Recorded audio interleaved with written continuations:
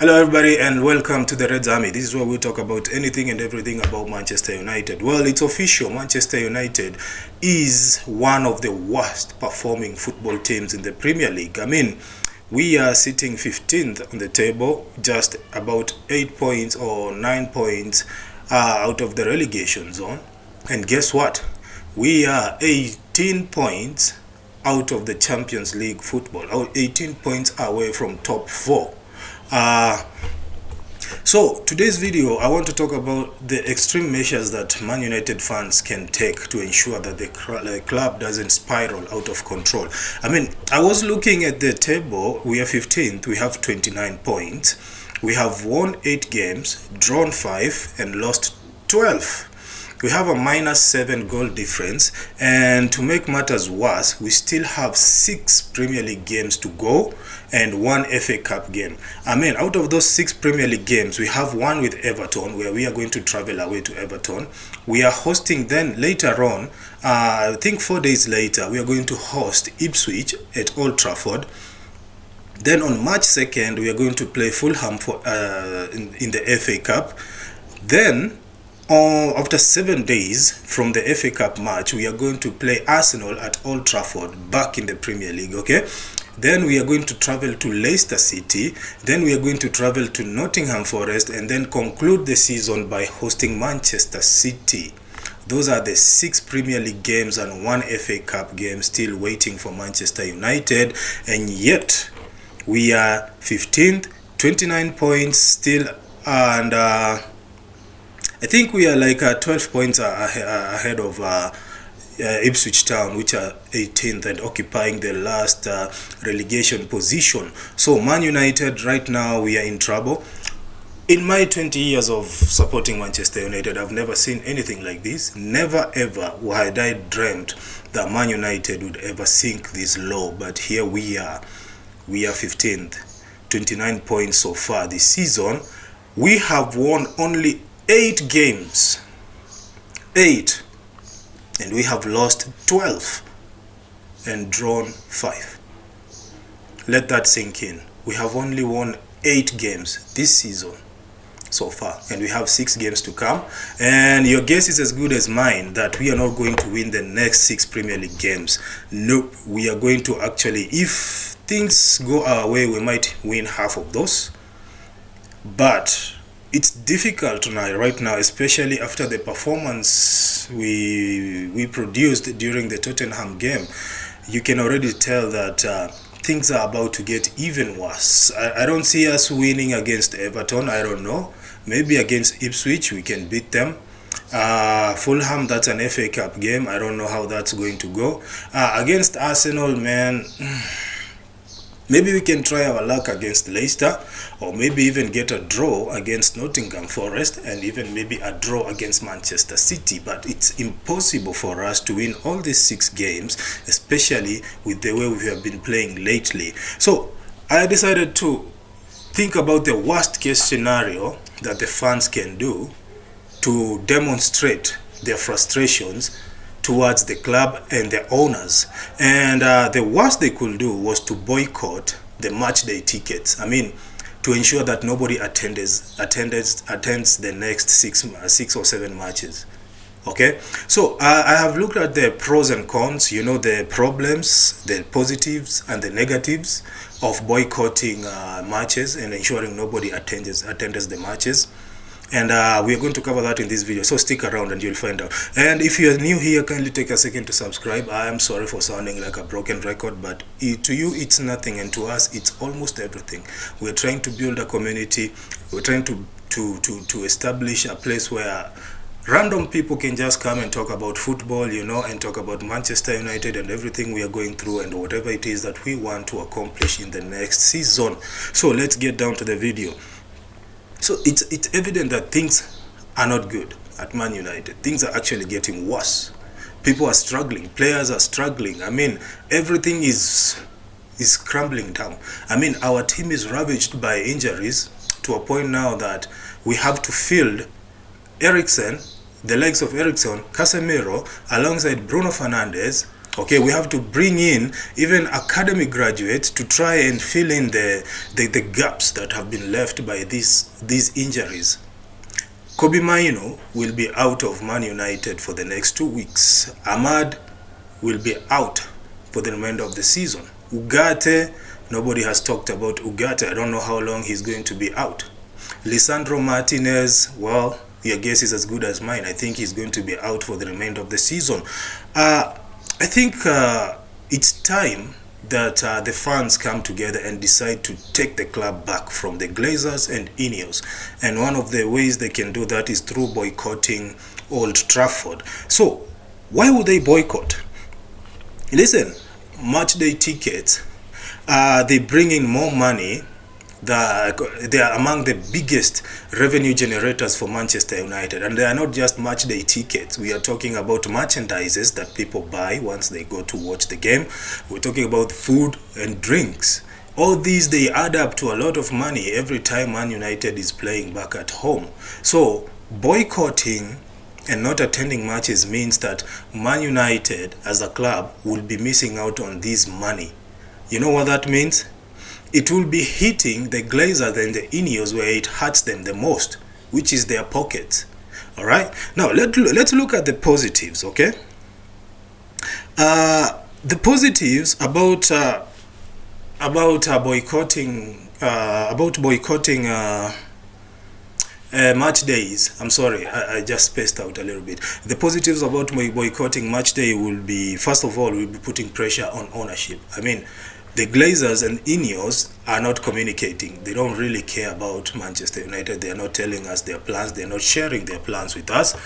Okay, we are getting a few information leaks here and there, but it would really help if this information came from them officially. If they decided to hold a press conference and you say, you know, just be frank and very open and honest and say, this is what we found out when we took over Manchester United, and we realized things are not going to work, or things are not going to run efficiently in the long run. So we have decided to do this and this and this to combat the situation and put things back in control. But nobody is speaking apart from Amorim, and Amorim has to speak, and he is actually, ironically, Amorim is doing more press conferences than he should be doing, but he's doing them. I wish somebody from INEOS would just step up, you know, and say and clear the air. That's all Manchester United fans want. But if Man United fans decided to boycott Old Trafford, it will put pressure on ownership, and they will have no reason but to come out and speak and clear the air. Now, boycotting Old Trafford would also ensure and guarantee media attention. Media loves nothing than a great football story, and right now I don't see any other greater football story than Man United fans finally having enough and deciding not to attend Man United games at Old Trafford. I mean, the media will be eating this for breakfast. They'll be out here trying everywhere to squeeze every ounce of this story, and you know what that will do? It will paint a huge and a very bad picture on owners, and it will trigger something else that I'm going to talk about. It will trigger sponsors asking questions. You know, sponsors, they pour a lot of money into clubs like Manchester United because they want their brands to be associated with Man United. So when Man United is going through such a crisis, when the fans have decided not to attend matches, and the media has actually decided to cover the story well, sponsors will have to come out of hiding, and they'll be asking questions. Why is it that your business is affecting our business? I mean, we gave you money because we wanted to be associated with you. Then what's going on? And these will also force the owners to respond. Okay, it will force the owners to come out of hiding as well, and they will clear the air, and then they will give a direction of what they want to do. It will also trigger the last point, which I think is very important, and that will be the potential change. I mean, Man United fans have been crying for change. I mean, the winter transfer window came. We thought maybe we were going to get a few players in, given that we had so many outgoings. We had Rashford leaving, we had Tyrell Malacia leaving, we had Anthony leaving. I mean, it was only fair if we got like 3 players in, even if it was short term on loan deals. But we just got 1 player, And Dogo actually played his first competitive game against Tottenham, and he was actually one of our best performers. You can imagine, one of our best performers. Now, Man United fans are crying for change. We need good players. We need the club to have a sense of direction. We need great players who can come in and change our club. I mean, all I have to do is quote Ragnick before he left. He said that Man United requires what in medical terms will be considered as open heart surgery, meaning we need to clear out the dead stock. And he said it in a casual way, and I remember his words when he actually added on that. He said that it can take just 1 year if everybody decided to collaborate, which means the owners needed to pull up their socks. They needed to put in more effort to ensure that Man United can get that open heart surgery that Rangnick requested. And it doesn't have to take 3 or 4 years. I saw INEOS saying that we need to wait 3 or 4 years. I mean, why? Why do we have to wait? If somebody who has a reputation of building clubs, football clubs, from the ground up, said that we can achieve it in 1 year, why do we have to go along a road of waiting for 3 years? I mean, if we can achieve it in 1 year, then we can use the next 2 years, extra 2 years, to rebuild and to ensure that we have a solid foundation. I mean, we don't have to go that direction, 2 years to bring in new players. And there's something also very interesting today. I read today. It was about Victor Osimhen. I mean, there were some pundits who were saying that Man United have agreed. I mean, they have had an agreement with Napoli to pay the release clause for Victor Osimhen. They have also agreed personal terms with Victor Osimhen. And you wonder, where is this money coming from? Where is this money coming from? Because a few days back, Amorim himself said that Man United is in a situation where we have to sell players so that we can buy players. I mean, we haven't sold any players, have we? Then where are we getting the money? If we have the money to buy Osimhen, that means Man United has had money all along. It has had money all along because we haven't sold anybody yet. And the situation now the only way we can buy players, according to Amorim, is by selling players. So these are the issues that people are talking about. Why is it that there are contradicting statements coming from Manchester United while all we need is clarity? Do we have the money or not? If we don't have the money, are we going to sell players? Yes. Which players are we selling? Okay, and which players are we going to buy? We need to be a part of this club. We are not just cash cows for them, attending matches, buying merchandises. That's not our only job. This is our club. I mean, they came in and they found us here. They are the ones who came and found us here. We didn't find them. I mean, this is our club. They need to show some respect. So, as we have seen the positives of boycott, there are also negatives that comes with boycotting Old Trafford. Let's look at them. The first one, it's the financial impact on a club. Of course, it goes without saying that when people stop attending football matches, there will be shortage of money. I mean, the club will not be collecting as much money as it used to. There will be shortage of money, and this will actually impact the operations, day-to-day operations, salaries, wages, and most importantly, if the owners decide to ignore the boycott, which I don't see them ignoring, but it has a potential of impacting the club's recruitment process, because right now we're in a process where we have to buy players, we have to sell players, so that we can buy. So can you imagine if we boycott Old Trafford, which means we are going to dry the only reliable source of income for the club, then that means that the club will now sink deeper into debt, because the Glazers and INEOS will have to go on and acquire more debt so that they can try and run the club. Okay. The second thing will be the effect on players. I mean, players rely on Man United funds, but I don't think this will be very significant, given that even at home, Man United is losing. We are losing at home even when the stadium is at full capacity. So I don't see how much this will affect many players. I remember during COVID, during the pandemic, I mean, the stadiums were practically empty, and Man United was still playing. And it was during Ole Gunnar's time, and we were playing good football still. Okay. The third one, which I think is very important, it's a division of funds. Manchester United fans who are somehow divided about boycotting. There are those who are season ticket holders. They went through a huge hassle to acquire their tickets. They paid a lot of money for them. But then asking them to stay away, that will be problematic. Some of them will be like, nah, for better or worse, we are going to support this club. So we are going to turn up and we are going to cheer our club. And then there are those who will be very radical. They'll be like, no, we are not attending matches. We need these people. I mean, there will be a division, and it will be impossible for Man United fans to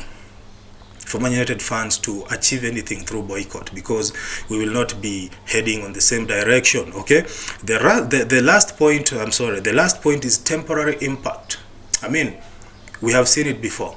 The Glazers, they played some mind games on us. I mean, every time we rise up, we feel every time it seems like Man United fans are about to unite and go after the Glazers, they throw in a few tempting options to ensure that the pressure cools down. I mean, let me know your thoughts. What do you think? Do you think the boycotting Man United and not attending football matches would really be helpful to Man United? Are you up to that? Would you consider that? Now, the temporary impact in this case will be like buying 2 or 3 high-profile players. Like, if we put pressure on them right now, I can guarantee you they will go after Victor Osimhen, they will go after another midfielder and a high-profile defender, and then they'll start, making recruitments. I mean, calling all the shots, trying to talk to these players, those players, so that they can cool us down. So we will not have achieved anything. Bringing in 3 new players right now, it's a good step, but it's not going to solve problems. We have problems at Manchester United that needs addressing. That's the only way we can be able to move forward from whatever it is that is holding us back. Okay? So, as we have seen, boycotting Old Trafford has some positives and negatives, and it's impossible to know which actually will come out on top. Will it be the negatives or the positives? Right now we are in a very sensitive time, because if we decide to boycott Man United or boycott Old Trafford, and we have 6 Premier League games to go, and decide, you know what, we are not going to attend this, and this decision actually impacts the players and they decide not to perform well, you know what that happens? You know what will happen? We will be playing championship football next season.